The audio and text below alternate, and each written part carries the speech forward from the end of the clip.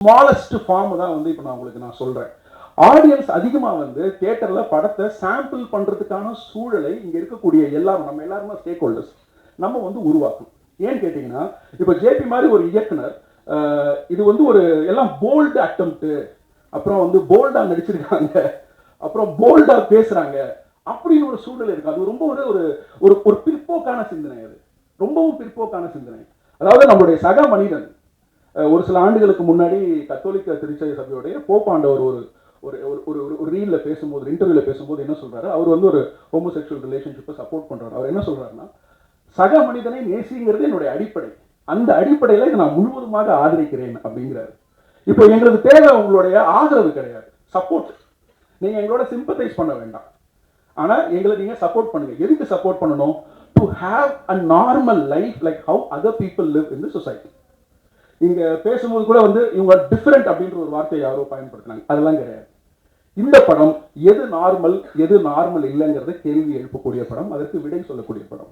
இப்போ இங்க இருக்கிறவங்களுக்கெல்லாம் என்ன பிரச்சனை அப்படின்னா, ஒரு லெஸ்பியன் ரிலேஷன்ஷிப்ல 2 பெண்கள் ரிலேஷன்ஷிப்ல இருக்கும்போது, இல்ல ஒரு 2 ஆண்கள் ரிலேஷன்ஷிப்ல இருக்கும்போது, இல்ல பியூர் கம்யூனிட்டியில இருக்க யாரோ 2 பேர் ரிலேஷன்ஷிப்ல இருக்கும்போது, இவங்களுக்கு பிரச்சனை அவங்க 2 பேர் லவ் பண்றது இல்ல, அவங்க எப்படி ஒரே வீட்டில் இருப்பாங்க, அவங்க எப்படி செக்ஸ் வச்சுப்பாங்க, அவங்க என்ன பேசுவாங்க, அவங்க ரொமான்ஸ் எப்படி இருக்கும், இது எதுவுமே நம்மளுடைய கண்களுக்கும் நம்மளுடைய மனசுக்கும் பழக்கப்பட்ட விஷயங்கள் கிடையாது. நம்மளோட brain is actually controlled by a cognitive bias. அதாவது நீங்க பார்க்கிற விஷயங்கள், கேட்கிற விஷயங்கள், பழகிற விஷயங்கள், உங்களுக்கு போதனை கொடுக்கக்கூடிய விஷயங்களை வச்சு உங்க பிரெயின் வந்து இது சரி, இது தவறு அப்படின்னு ஒரு முடிவெடுக்குது. இது வந்து உங்க பிரெயின் வந்து கண்டிஷன் பட்டிருக்கு. உங்கள் எல்லாருமே, நானும் தான், நம்ம சின்ன வயசுல இருந்து வளர்றோம், நம்ம பார்க்குற விஷயங்கள், நமக்கு சொல்லப்படுகிற விஷயங்கள், திணிக்கப்படுகிற விஷயங்கள், இதெல்லாம் உங்களோட பிரெயின்ல வந்து ஒரு கன்ஸ்ட்ரக்ட் உருவாக்குது. இது இப்படிதான் ஒரு கன்ஸ்ட்ரக்ட் உருவாக்குது. அதுல இருந்து இந்த சமூகம் தன்னை விடுவித்துக் கொள்ள ட்ரை பண்றத நான் இந்த சினிமா மூலமா பாக்குறேன். அதுக்காக மில்க் எடுத்த கஸ்மான் சானும் சரி, இல்ல blue is the warmest colour எடுத்த அந்த இயக்குனரும் சரி, இந்த படத்தை எடுத்திருக்கக்கூடிய ஜேபிக்கும் சரி, என்னுடைய நன்றிகளை நான் தெரிவிச்சுக்கிறேன். இந்த ஆடியோ லான்ச்சுக்கு பிரதானமா பெருசா நான் அதிகமா பங்கு பெறதில்லை. ஏன்னா ஒரு ஆடியோ லான்ச்ல உண்மையை பேச முடியறதில்ல, அந்த படம் நல்லா இருக்கும் நல்லா இல்லையோ. ஏன்னா இதெல்லாம் வந்து கடவுள்களை, ஆடியன்ஸை வந்து கடவுளாக்கும் மேடைகளாக ஆடியோ லான்ச்சுகள் வந்து மாறிட்டே வருது. அதெல்லாம் தேவையில்லை. ஒரு படத்தில் இருக்கக்கூடிய உண்மைத்தன்மையை எடுத்து நீங்க பேசினாலே அது அந்த ஆடியன்ஸுக்கு போய் சேரும். பிரஸ் அதை சரியா புரிஞ்சுப்பாங்க. தேவையற்ற ஜோடனைகள் நமக்கு ஒரு ஆடியோ லான்ச்ல தேவையில்லை. இந்த படம் பார்த்தீங்கன்னா ஒரு ஒரு உண்மையான முயற்சி. இந்த தமிழ் சினிமா சூழல்ல, இன்னைக்கு இருக்கக்கூடிய வணிக சூழல்ல இப்படி ஒரு படத்தை, அதாவது முழுக்க முழுக்க இவர் சொல்றாருலே என் கேள்வி, ஆக்சுவலா அவரோட பாயிண்ட் என்னோட பாயிண்ட் ரொம்ப பக்கத்துல இருக்குது. ஜேபி பேசும்போது எனக்கு கோபம் வந்தது. அங்கதான் வந்து ஒரு ஹார்ட் ஃபார்ம் வந்து அது ஒரு படைப்பை உருவாக்கும். ஒரு கிரியேட்டர் வந்து ஏதாவது ஒரு விஷயத்தை பார்த்து அதை நேசிக்கணும், இல்ல காயப்படணும், இல்ல கோவப்படணும். அப்படி ஏதாவது நடந்தா மட்டும்தான் அவரால் ஒரு உண்மையான கிரியேஷனை கொண்டு வந்து வெளியில மக்கள் முன்னாடி கொடுக்க முடியும். இந்த படம் வந்து ஒரு உண்மையான படைப்பு அப்படின்னு நான் நம்புறேன். இப்போ நான் உங்ககிட்ட சில கேள்விகளெல்லாம் முன் வச்சேன் இல்லையா, LGBTQA+ உடைய கம்யூனிட்டி பத்தின ரிலேஷன்ஷிப் சம்பந்தமான கேள்விகள் நிறைய பேருக்கு இருக்குன்னு. அனைத்து கேள்விகளுக்கும் ரொம்ப அழகாக பதில் சொல்றாங்க. அவர் சென்சுவாலிட்டியை விரும்பல, ஆனா அதே நேரம் அழகியலோடையும் ஏஸ்தட்டிக்ஸோடையும் பொறுப்போடையும் நிதானத்தோடையும் இந்த படத்தை வந்து அவர் அணுகியிருக்காரு. ஸோ அதுக்கு ஜேபிக்கு வந்து முழு வாழ்த்துக்கள். Quickly about the cast and crew, Nijamol உங்களோட படங்கள் எல்லாமே நான் பார்த்துருக்கேன். இந்த படத்தை நீங்கள் கேரி பண்ண விதம் வந்து எனக்கு ரொம்ப சந்தோஷமாக இருந்துச்சு. ஏன்னு கேட்டிங்கன்னா, இந்த டைரக்டருடைய ஆர்ட் ஃபார்மில் is gone for longer shots. அப்புறம் டெஃபினெட்லி நிறைய டேக்ஸ் நடந்திருக்கும். 2-3 ஆர்டிஸ்ட் மட்டும்தான். கேமராமேன் சைடில் நிறைய சேலஞ்சஸ் இருக்கும், மற்ற ஆர்டிஸ்ட் சைடில் சேலஞ்சஸ் இருக்கும். ஒரே லென்த்தி ஷாட் ரொம்ப நேரம் போகும்போது நிறைய ஆர்டிஸ்ட் கோஆர்டினேட் பண்ணி நடிக்கணும். அப்போ பல வாட்டியும் ஒவ்வொரு வாட்டி எத்தனை டேக் போனாங்கலாம் தெரியல, ஒவ்வொரு வாட்டியும் அந்த பெர்ஃபார்மன்ஸோட இன்டென்சிட்டி இருக்குல்ல, அதோட ப்ரெசிஷன், துல்லியம் வந்து ரொம்ப அழகாக அவங்க எக்ஸ்பிரஸ் பண்ணியிருந்தாங்க. எஸ்பெஷலி அவங்களுடைய கண்கள். ஏன்னா இது நம்ம திரையில பார்க்காதது. பல விஷுவல்ஸ் வந்து உங்களுக்கு பார்த்தீங்கன்னா, சின்ஸ் நம்மளுடைய பிரெயின் வந்து அதுக்கு பழக்கப்படாததுனால, நம்ம இது வரைக்கும் திரையில் அதை பார்க்காததுனால, அதுக்கு எப்படி ரியாக்ட் பண்றதுன்னு தெரியாம நிறைய பேர் இந்த படம் பார்க்கறதுக்கான வாய்ப்பு உண்டு. அது நார்மலா இது என்னன்னு குழப்பம் வரதுக்கு வாய்ப்பு உண்டு. இந்த படம் பார்க்கும்போது படம் முடிகிற வரைக்கும் நீங்க எதுவும் ஜட்ஜ் பண்ணாதீங்க, எதுவுமே ஜட்ஜ் பண்ணாதீங்க. படம் முடிந்ததுக்கு அப்புறம் உங்களுக்குள்ள பல கேள்விகளுக்கு பதில் கிடைக்கும், கொஞ்சம் யோசிங்க.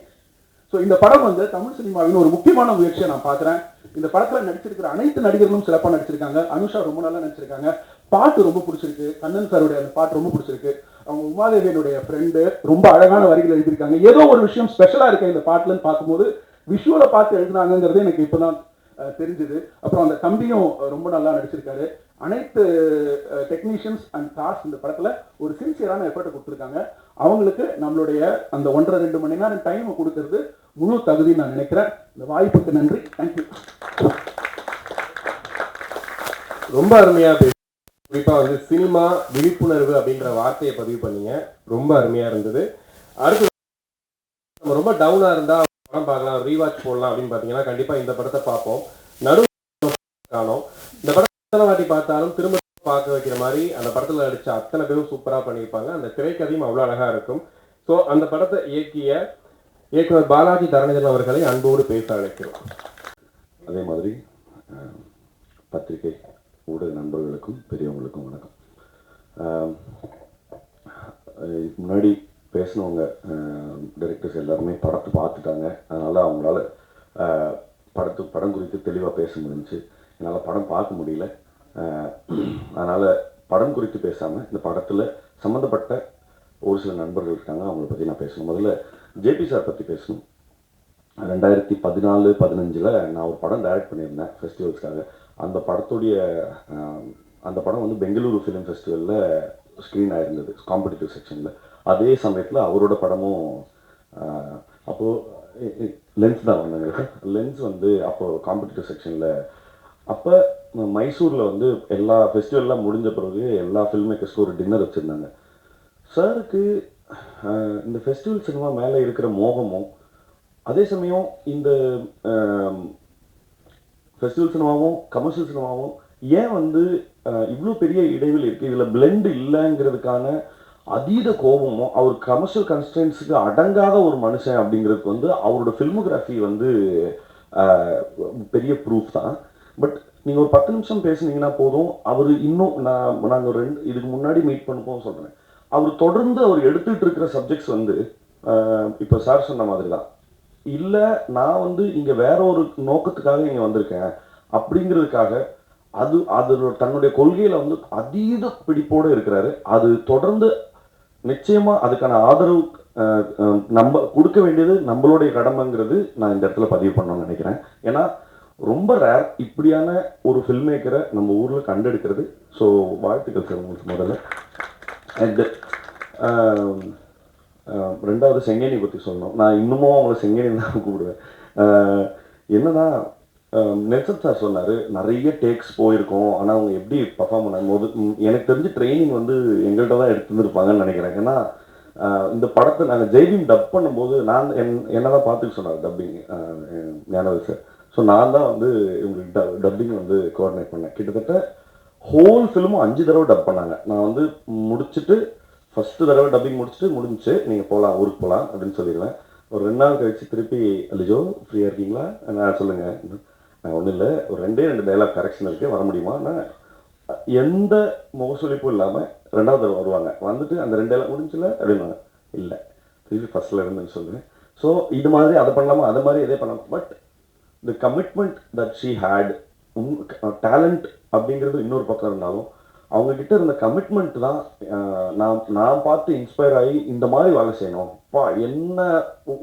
என்ன சொல்கிறதுனா எந்த சாக்கு போக்கே சொல்லக்கூடாது, அதை முடிக்கணும்னா முடிச்சிடும் அப்படிங்கிற இடத்துல வந்து லிஜோவுக்கு இருந்த அந்த கமிட்மெண்ட் தான் சார் சொன்ன மாதிரி அந்த டிரான்ஸ்ஃபர்மேஷன்ஸை தொடர்ந்து அவங்களுக்கு என்ன சொல்கிறது, அந்த டிரான்ஸ்ஃபர்மேஷன் அவங்களுக்கு பண்ணுறதுக்கு மிக பக்கபலமாக இருக்கிறது அவங்கள்ட்ட இருக்கிற கமிட்மெண்ட். வாழ்த்துக்கள் செங்கனி, நீங்கள் உயர போகிறது வந்து ரொம்ப பார்க்குறது அவ்வளோ சந்தோஷமாக இருக்குது. வாழ்த்துக்கள், பொன்மனுக்கும் வாழ்த்துக்கள்.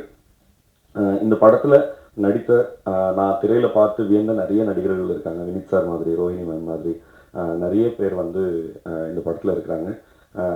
பார்க்குறதுக்கு ட்ரெய்லர் பார்க்குறதுக்கும் சாங்ஸ் பார்க்குறதுக்கும் அவ்வளோ ப்ராமிசிங்காக இருக்குது. மியூசிக் ரொம்ப நல்லா இருந்தது சார், 2 சாங்ஸும் ரொம்ப பிரமாதமாக இருந்தது. நெல்சன் சார் சொன்ன மாதிரி தான் இன்றைக்கி 15 வருஷமாக எனக்கு இது என்னுடைய அண்டர்ஸ்டாண்டிங்கில் சொல்கிறேன், ஒரு 3ஆம் பாலினத்தை ஒரு குவர் கம்யூனிட்டியில் இருக்கிற நிறைய பேரை வந்து நம்ம எப்படி அட்ரஸ் பண்ணுறோம் அப்படிங்கிறதே வந்து கொஞ்சம் கொஞ்சமாக மாறிட்டே இருக்குன்றதே நம்ம இன்னும் நல்ல நாகரிகம் அடைந்த ஒரு சிவிலைஸ்டு சொசைட்டியாக மாறிட்டு இருக்கோங்கிறதுக்கு எப்படி களத்தில் இருக்கிற ஆக்டிவிஸ்ட் வந்து எவ்வளோ முக்கியமோ அதுக்கேற்ற மாதிரியான சினிமாவும் அதுக்கான சரியான வேலையை செஞ்சிட்ருக்கு. அதில் இது காதல் என்பது பொது உடைமைங்கிற அந்த படமும் மிகப்பெரிய பங்காக இருக்கும், மிகப்பெரிய பதிவாக இருக்கும். படம் வெற்றி பெற என்னுடைய வாழ்த்துக்கள்.